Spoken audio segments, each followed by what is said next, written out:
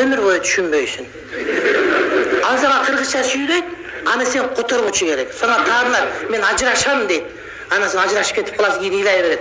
Al ajıraşam degen bana көңүл böl degen söz. Ошону сурап туруш керек. Ушинтип кыйкырганда сөз эмне деп. Аял боюнда болгондо өзгөрөт. Жакшынак аялы болот, анан боюнда болгондо итин сенин балаң бар да, анан жегиси келип, сенин жытыңан жийиркенип калат өзүнчө эле.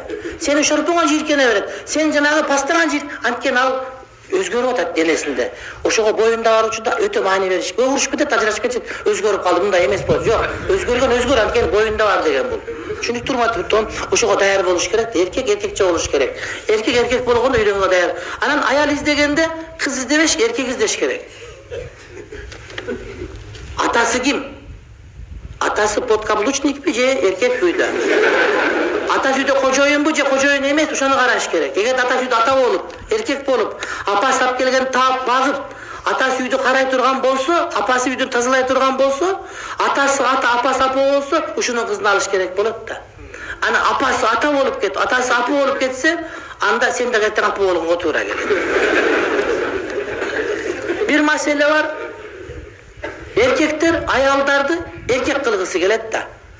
Эркекти ойлондургусу келе берет. Ал туура эмес.